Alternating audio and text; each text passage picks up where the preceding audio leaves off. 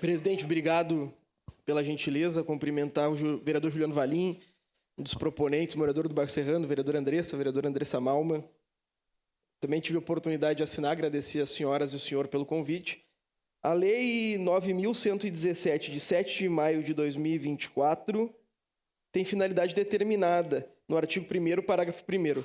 O repasse financeiro de que trata o caput desse artigo será destinado, e aqui muito taxativo, exclusivamente para a compra de 20 lotes e edificação de 40 casas a famílias removidas da área denominada Vila Sapo. E num contexto normativo de responsabilidade fiscal e responsabilidade civil imputada a um prefeito, e mais do que isso, irresponsabilidade, a lei é taxativa ao determinar, na lei da improbidade administrativa, que serão criminalizados atos considerados desvios de finalidade, má gestão, dano ao erário, enriquecimento ilícito, entre outros. Então, bom, o rol é taxativo e determina que, mais do que erro administrativo, pode ser considerado crime, não sou eu quem julga, desvio de finalidade. Então, bom, se eu tenho uma lei que autoriza a compra de 40 casas e 20 lotes, e eu compro 120 lotes, eu tenho um crime. Não tenho simplesmente um mero desvio de finalidade. E é isso que a gente precisa se atentar aqui. Utilizar recursos para fim diverso tem tipificação penal. Então, a gente pode estar tratando disso nesse pedido de informação.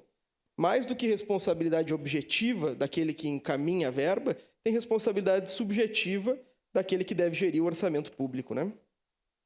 Que é o prefeito, eleito, por sinal, com meu voto.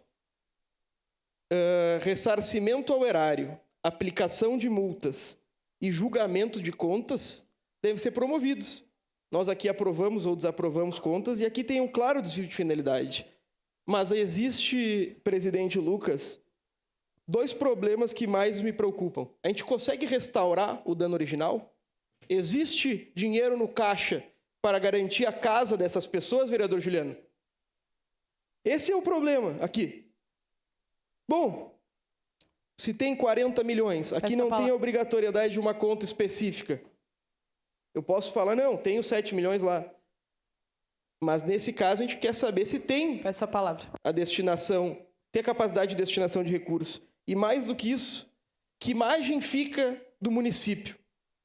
Nós autorizamos aqui, com fim específico, como autorizaremos futuramente, através da lei de destinação de mais de 100 milhões de reais do SAMAI para o asfaltamento.